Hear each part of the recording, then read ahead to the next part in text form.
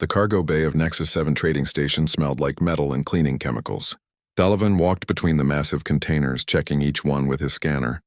He was a Valorian, tall and gray-skinned with 4 arms. His job was simple: make sure nothing dangerous escaped from the cargo holds. Today's shipment was special. 10 containers held Vrelks, predators from the jungle world of Kresh 9. Rich collectors across the galaxy paid good money for these creatures. They had black fur, sharp teeth, and eyes that glowed yellow in the dark. Even the young ones were dangerous. Taliban stopped at Container 7. His scanner beeped. Something was wrong. The lock showed red instead of green. He touched the panel with one hand while reaching for his communication device with another. "Control, this is Taliban. Container 7 has a lock malfunction. I need maintenance down here." The voice that answered sounded bored. "Maintenance is busy. Can you wait 30 minutes? Thalvin looked at his schedule. The cargo ship needed to leave in 20 minutes. If he delayed it, the paperwork would take hours. He made a decision he would regret. "Never mind. I'll handle it." He pulled out his manual override key. The lock clicked open. Taliban lifted the container door slowly, ready to slam it shut if needed. Inside, 9 young Vrelks slept in their individual cages, but one cage stood empty, its door hanging open. Thalvan's blood went cold. He grabbed his stunner from his belt. Where was the missing cub? A low growl answered his question. The Vrelk cub crouched on top of the container behind him. It was small, maybe the size of a house cat, but its teeth looked like needles. Yellow eyes stared at him with intelligence that made him nervous. "Easy now," Taliban said softly. He raised his stunner. "Stay calm." The cub did not stay calm. It jumped at his face. Thalvan stumbled backward. His stunner fired but missed. The cub was faster than he expected. It landed on his chest and climbed toward his neck. He grabbed it with 2 hands, trying to pull it away. The cub twisted in his grip and bit down on his finger. Pain exploded through his hand. The Vrelk's teeth were designed to cut through thick jungle vines and tough prey skin. Thalvan's finger was much softer. The cub bit clean through, severing the digit just above the second joint. Blue blood sprayed across the gray floor. Thalvan screamed. He shook his hand hard and the cub flew off, taking his fingertip with it. The creature landed on its feet and ran toward the shadows between containers. Thalvan fell to his knees, clutching his bleeding hand. His other hands fumbled for the emergency medical kit on his belt. "Security to Cargo Bay 3. Security emergency!" Footsteps echoed through the bay. 3 guards arrived, weapons ready. Behind them came someone else, someone human. Jiho had been inspecting her own cargo 2 bays over when she heard the screaming.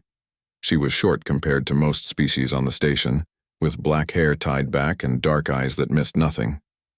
She wore a simple gray jumpsuit with her ship's name patch on the shoulder. Most aliens thought humans looked weak. They were pink or brown, had no natural armor, no claws, no venom, just soft skin and strange forward-facing eyes. Jiho watched the guards chase the Vrelk cub around the cargo bay. It was fast and scared, which made it more dangerous. One guard nearly caught it, but the cub bit his hand too. Not as badly as Thalvan, but enough to make him let go. The guards finally cornered it near an air vent. One of them had a capture net. They threw it over the cub, wrapped it tight, and carried it back to the container. The whole time the cub made horrible shrieking sounds that hurt everyone's ears. Jiho walked over to where Thalvan sat against a container. A medical drone hovered over his hand, spraying synthetic skin and painkiller. His face was very pale, even for a Valorian. He looked at his missing fingertip and groaned. "That thing took my finger," he said to no one in particular. "A baby took my finger." Jiho crouched down next to him. She looked at his injured hand, then at the container where the guards were locking up the Vrelk cub. Her expression did not change, but something in her eyes made Thalvan uncomfortable. "You're lucky," Jiho said quietly. Thalvan stared at her. "Lucky? It bit off my finger." Jiho stood up.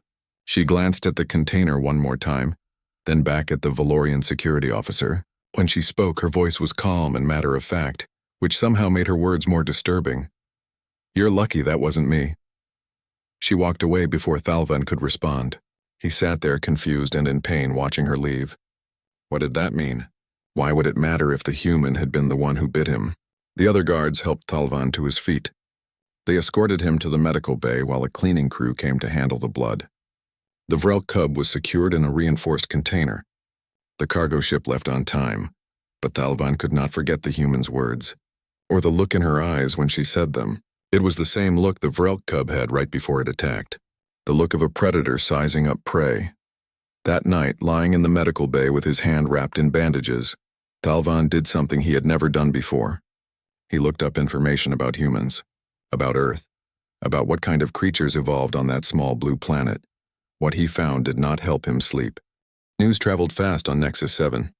By the next morning, everyone knew about the Vrelk cub and Talvan's missing finger, but more interesting to the station's gossips was what the human had said. "You're lucky that wasn't me." The words spread through the markets, the docking bays, and the residential sectors. Aliens discussed it over meals and during shift changes. What did the human mean? Was it a threat, a joke? Nobody could agree. In the station's central marketplace, a group of traders gathered around a table. They represented different species from across the galaxy. There was Meph, a crystalline being who communicated through light patterns. Beside him sat Yorth, a massive bear-like creature covered in orange fur. Across from them, Prilna, an insectoid with compound eyes, clicked her mandibles thoughtfully. "I heard the human carries weapons," Yorth said, his deep voice rumbling. Maybe she meant she would have shot the creature. Meph's body flashed blue, which meant disagreement. "Humans are not known for violence. They are traders and engineers. Soft creatures from a comfortable world." Prilna made a chittering sound that was her species' version of laughter. Then why did her words frighten Talvan so much? "I saw him this morning." He would not speak about it. The debate continued, but nobody had real answers. Humans had only joined the galactic community 15 years ago. They were still strange and unknown. Most aliens saw them as harmless, maybe even weak. No claws, no armor, no venom, no natural weapons at all. Just hairless skin and strange eyes that looked forward instead of to the sides. On the other side of the station, Jiho sat in a repair shop with her crew. Yunwu, her mechanic, was under their ship fixing a coolant leak. Only his legs stuck out from beneath the hull. His voice echoed as he worked. "Everyone is talking about what you said yesterday." Jiho did not look up from her datapad. She was reviewing shipping contracts. "Let them talk. They want to know what you meant." Hyunwoo slid out from under the ship. His face was smudged with grease. "Some think you were joking. Some think you were threatening him. I was not joking." Hyunwoo wiped his hands on a rag. He had known Jiho for 5 years. They had worked together since humanity's first trade missions into Galaxy. He knew she did not make threats idly. "Maybe you should explain it to them," he suggested, "before they get the wrong idea about humans." Jiho finally looked up. Or maybe they should get the right idea. Before Hyunwoo could respond, 3 aliens entered the repair bay. One was Kelthra, the station's administrative officer. She was tall and thin, with purple skin and large black eyes. Behind her stood 2 security guards. "Trader Jiho," Kelthra said formally. "May I speak with you?" Jiho stood and nodded. Of course, Kelthra gestured to a private office at the back of the repair bay. Once inside with the door closed, her formal manner relaxed slightly. She sat down across from Jiho, her long fingers folded on the desk. "I need to understand something," Kelthra began. "Your comment to Security Officer Thalvan yesterday has caused concern. Some on the station believe it was a threat." "It was not a threat," Jiho said calmly. "It was a statement of fact." "Then please explain the fact to me." Jiho leaned back in her chair. She considered her words carefully. "The Vrelk cub bit through Thalvan's finger. That is what Vrelks do. They are predators. But human teeth and jaws are stronger than you think. If I had bitten him with the same force that cub used, he would have lost his whole hand." Kelthra's eyes widened. "You are saying humans have stronger bite force than a Vrelk?" "Not stronger, but close enough to be dangerous. And we know exactly where to bite to cause maximum damage. We know anatomy. We know weak points. We evolved to hunt and kill creatures much larger than ourselves." The administrator was silent for a long moment. Finally she spoke.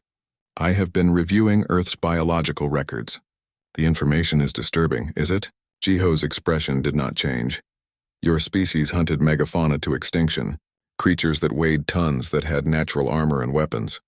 You used simple tools and tactics to kill them. Is this true?" "Yes. Your ancestors pursued prey for hours, sometimes days, until the prey collapsed from exhaustion.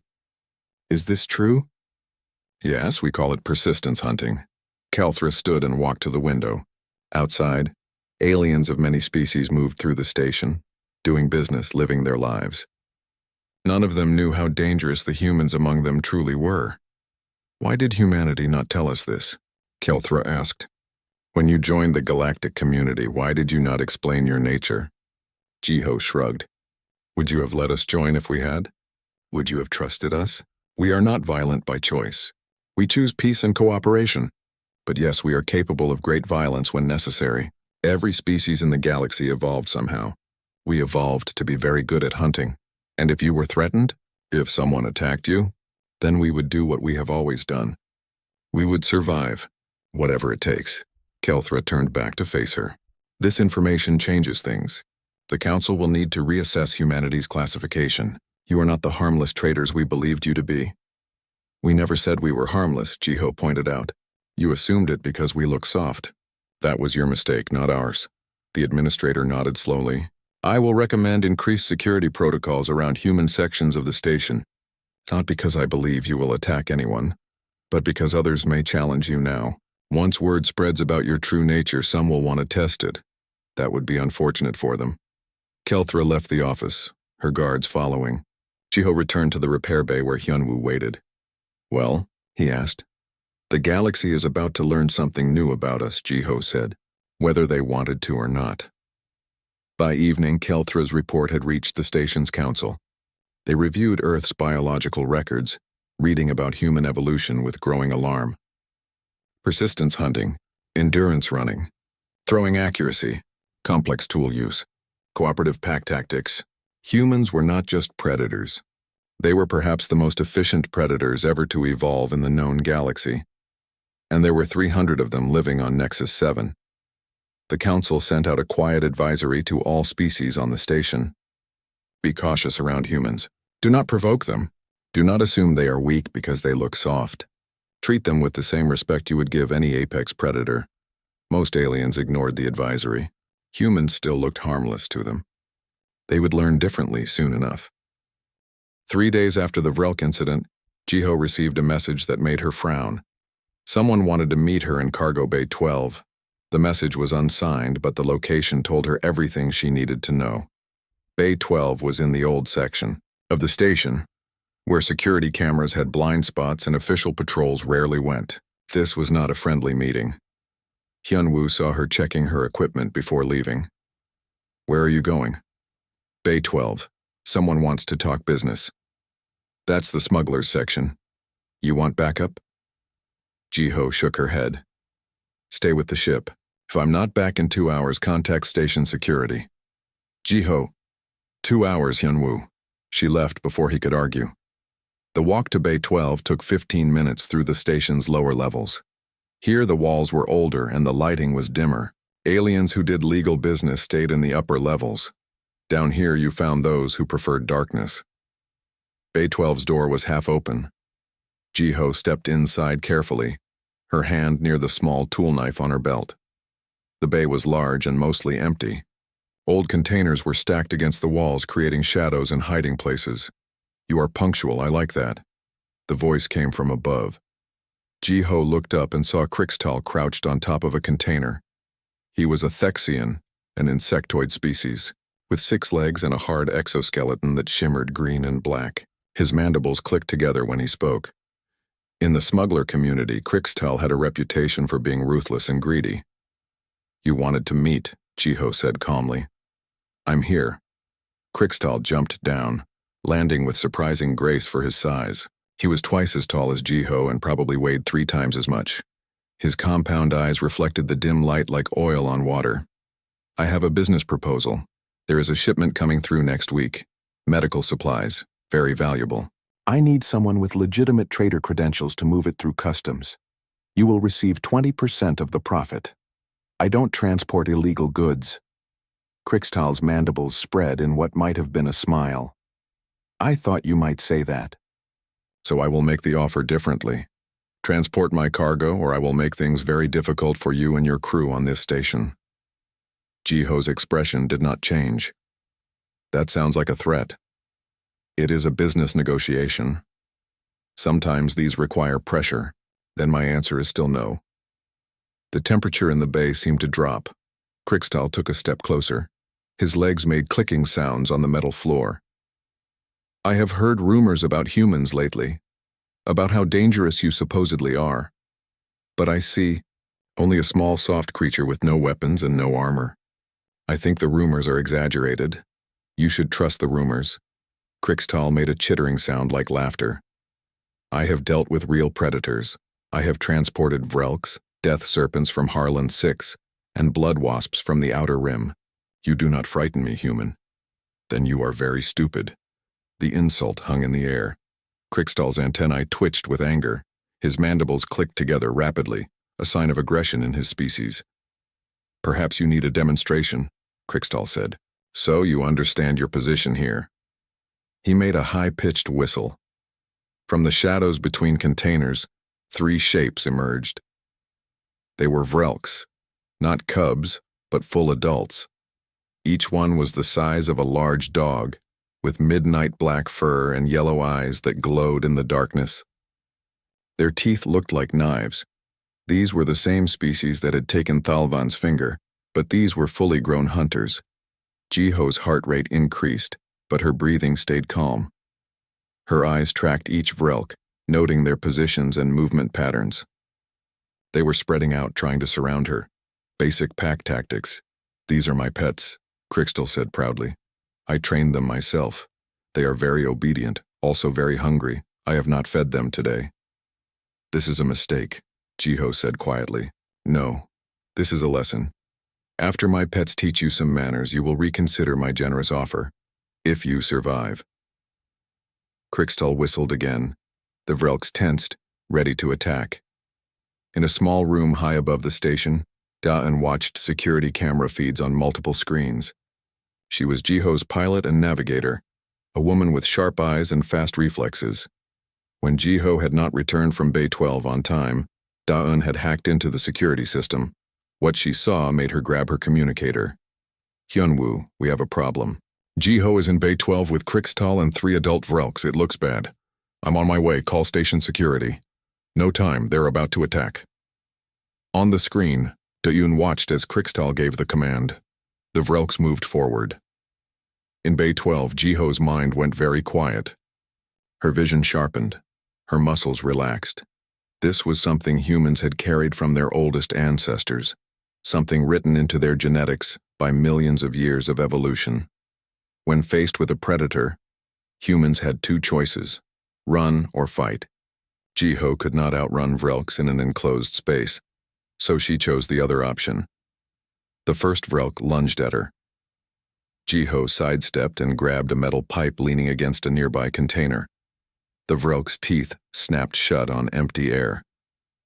Before it could turn, Jiho swung the pipe hard, hitting the creature in the ribs with a sickening crack.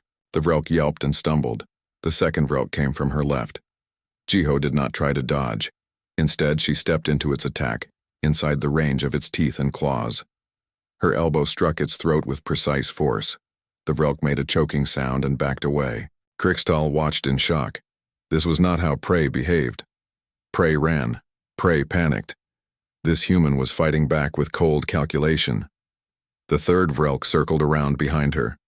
Jiho heard its claws on the metal floor. Humans have excellent hearing, evolved to detect threats from all directions. She spun and threw the pipe like a spear. It hit the Vrelk in the face, breaking teeth. The creature howled and retreated. The first Vrelk recovered and attacked again. This time, Jiho was ready.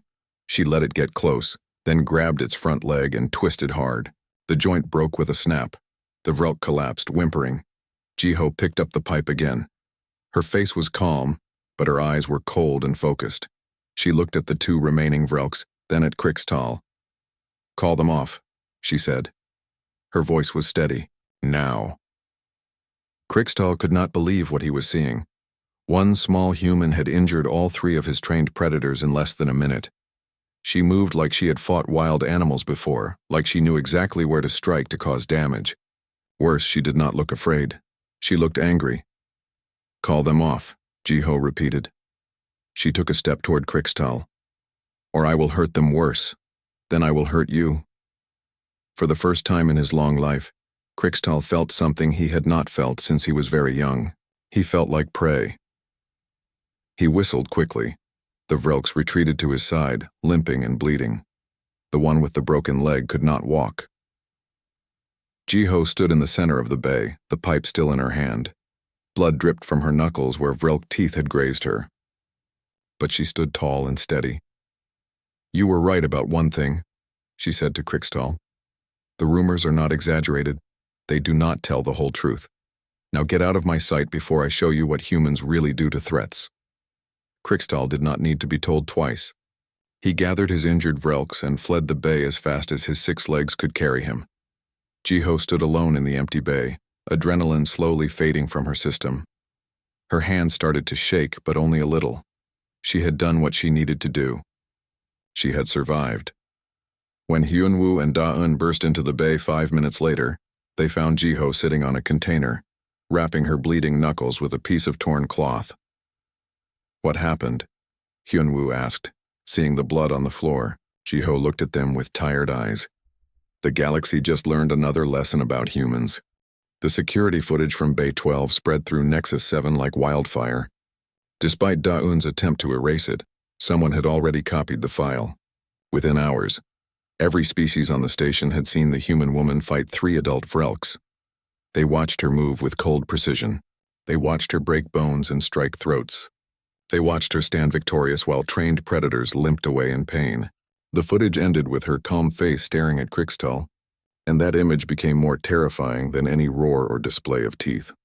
In the station's main council chamber, Kelthra played the footage for the 7th time. The other council members sat in silence, their various forms of expression all showing the same thing: shock. "I want to understand this," said Meph, his crystalline body flashing red with confusion. The Vrelks are rated as Class 4 predators. They can kill most sentient species in seconds. Yet this human defeated 3 of them with only a metal pipe and her bare hands. "Not defeated," Kelthra corrected. "She was not trying to kill them. Watch her strikes. Everyone is calculated. She breaks the leg to stop mobility. She hits the throat to stop breathing. She attacks to disable, not to destroy. She could have killed all 3 if she wanted to." Yorth, the bear-like council member, growled softly. "My species are considered strong. We have claws and powerful jaws, but I would not fight 3 Vrelks at once. It would be suicide." "Yet she did it," Prilna said, her mandibles clicking thoughtfully. "And she won. How is this possible?" Kelthra brought up a new file on the display. "I have been researching human evolution extensively. What I found explains everything. Humans evolved on a death world. All species call their homeworlds death worlds," Meph pointed out. "No. Earth is truly a death world by galactic standards. Its gravity is high. Its atmosphere is corrosive to many species. Its predators are numerous and deadly, but most importantly, humans evolved to be persistence hunters. They did not need to be the fastest or strongest. They only needed to be the most patient and the most intelligent." Kelthra pulled up an image of an Earth animal called a deer. Humans would chase prey like this for hours or even days. The prey would run until its body overheated and it collapsed. Then the humans would kill it. They evolved to run long distances in heat that would kill most species. They evolved to sweat, which cools them down. They evolved to throw weapons with deadly accuracy. They evolved to work in groups and plan complex tactics. "But they look so weak," Yorth protested. "No claws, no armor, no natural weapons." "That is the point," Kelthra said. "They did not need natural weapons. They made weapons. Every human is a tool user.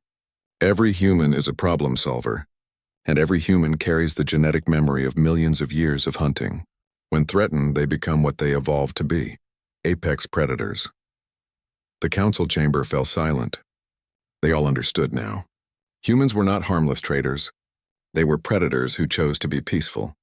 That choice could be revoked at any time. In the station's medical bay, Krixtal sat in a treatment room while doctors examined his Vrelks. One had a broken leg.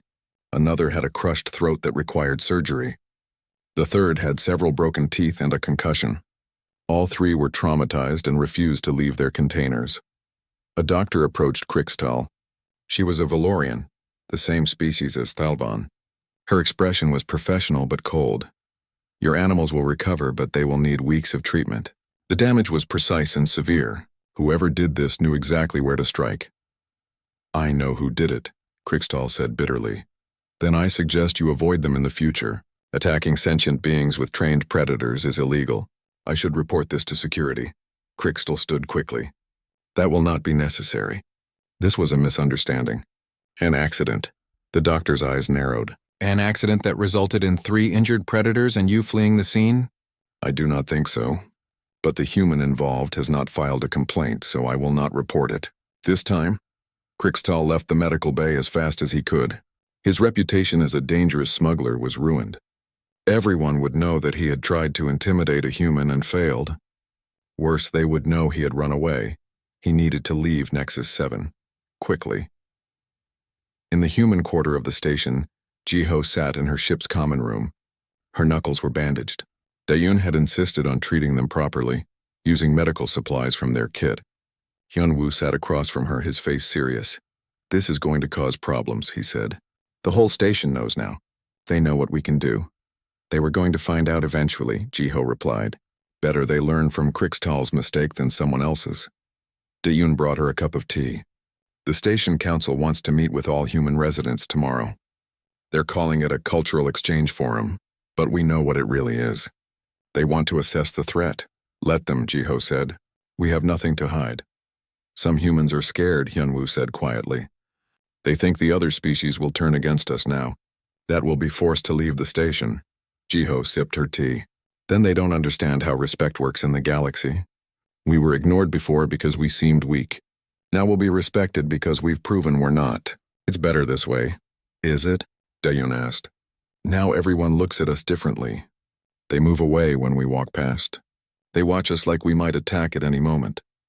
They should watch us, Jiho said simply.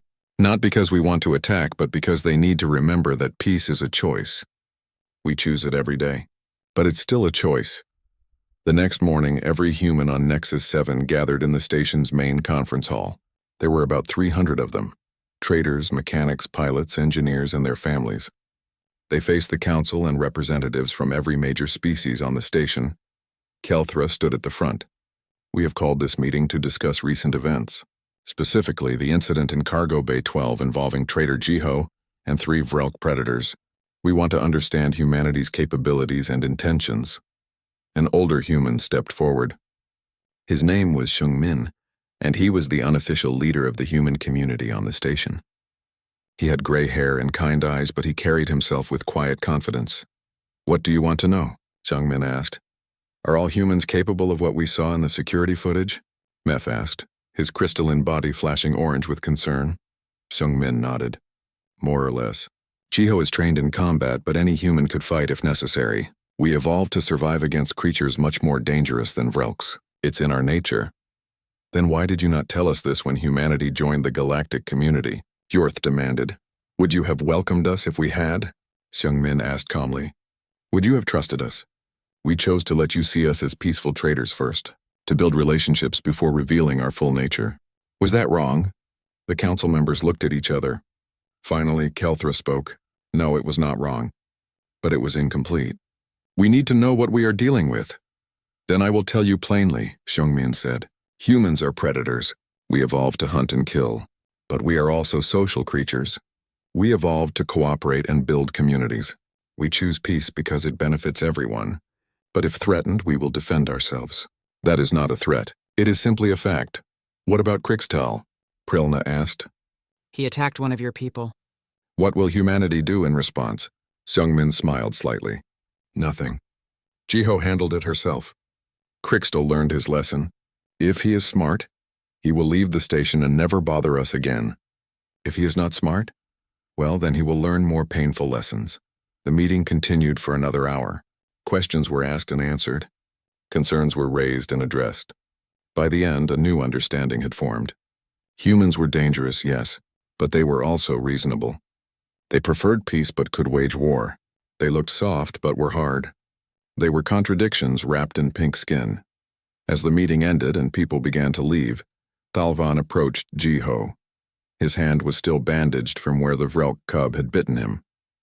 He looked at her for a long moment. I understand now, he said quietly, what you meant.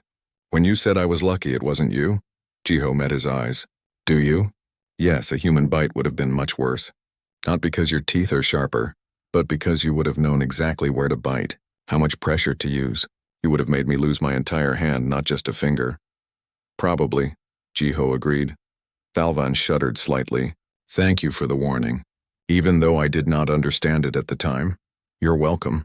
He walked away and Jiho rejoined her crew. As they left the conference hall, the other species watched them pass. But the looks were different now. Not curiosity or dismissal, but respect mixed with healthy caution. The way one predator watches another. The galaxy had learned a new truth about humans. They were not prey pretending to be predators. They were apex predators who chose diplomacy. That choice made them more dangerous, not less. Because a predator who can control its instincts, who can think and plan and wait, is the most dangerous predator of all. 2 weeks after the incident in Cargo Bay 12, life on Nexus 7 had changed. The changes were subtle but significant. When humans walked through the marketplace, other species gave them space. Not out of fear exactly, but out of respect. The kind of respect predators give each other. Jiho noticed the difference immediately. Vendors who used to ignore her now greeted her politely. Station security officers nodded when she passed. Even the maintenance crews worked faster when humans asked for repairs.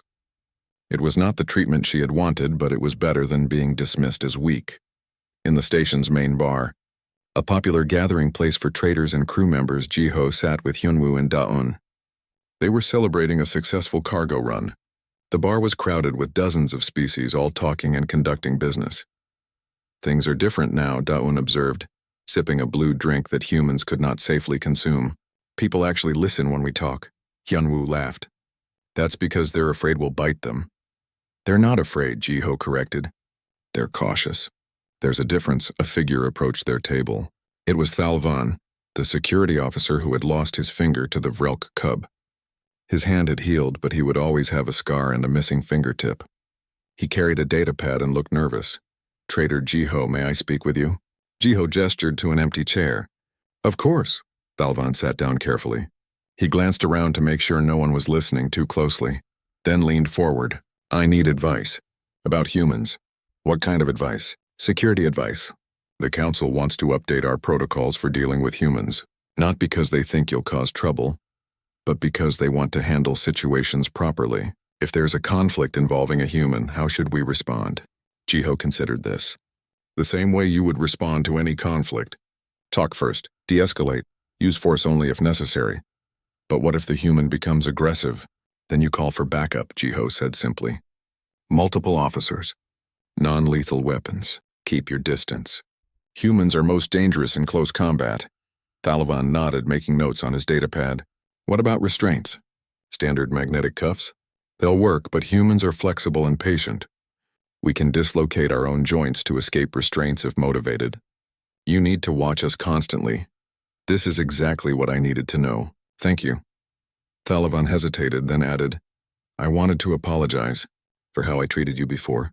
I dismissed humans as harmless because you look soft. That was ignorant. You learned. That's what matters. After Thalvan left, Hyunwoo shook his head.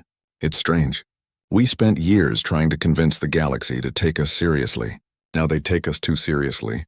Is that a bad thing? Dayan asked. I don't know yet. Across the station, in a luxury suite reserved for important visitors, an alien diplomat named Velthar reviewed reports about humanity. She was a Silveran, a species known for their diplomatic skills and political influence. Her skin was silver and smooth, and her large eyes could see in multiple light spectrums. She had come to Nexus 7 specifically to assess humanity's integration into galactic society. Her assistant, a younger Silveran named Kolvas, stood nearby. The reports are consistent.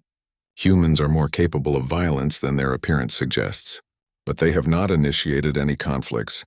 All violent incidents involving humans have been defensive, which makes them predictable, Velthar said thoughtfully. They will not attack unprovoked, but they will respond decisively to threats. That is actually ideal for diplomacy. How so? Because it means we can trust them. A species that hides its strength is deceptive. A species that displays strength needlessly is aggressive. But humans show strength only when threatened. They are honest about their capabilities. That creates stability. Kolvas looked uncertain. Some council members think humans should be restricted, limited in their movements and activities, treated as potential dangers. That would be a mistake, Velthar said firmly. Restrictions would make them feel threatened. Threatened humans are dangerous humans. Better to treat them as equals and respect their boundaries. That way everyone benefits. She stood and looked out the window at the station's busy corridors. I will recommend to the Galactic Council that humanity be granted full membership status. They have proven themselves worthy. In the human residential section, Seungmin hosted a meeting of the human community. About 50 people crowded into the common area, sitting on chairs and floors. They ranged from young adults to elderly, from traders to engineers to families with children. I know everyone is worried, Seungmin began. The past 2 weeks have been tense, but I want to explain what has actually happened. We have not been rejected by the galactic community. We have been accepted, truly accepted for the first time. A young woman named Minji spoke up. It doesn't feel like acceptance. It feels like people are afraid of us. They respect us, Seungmin corrected. Respect sometimes looks like fear to those who have never experienced it. Before we were dismissed, ignored, treated like children or weaklings. Now we are treated like equals. Yes, cautious equals, but equals nonetheless.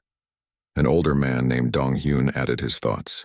My grandfather used to say that a person who has never been in a fight will underestimate you. But a person who has seen you fight will always respect you. The galaxy has seen us fight now. They won't underestimate us again. But what about our children? A mother asked, holding a small boy. Will they be treated differently?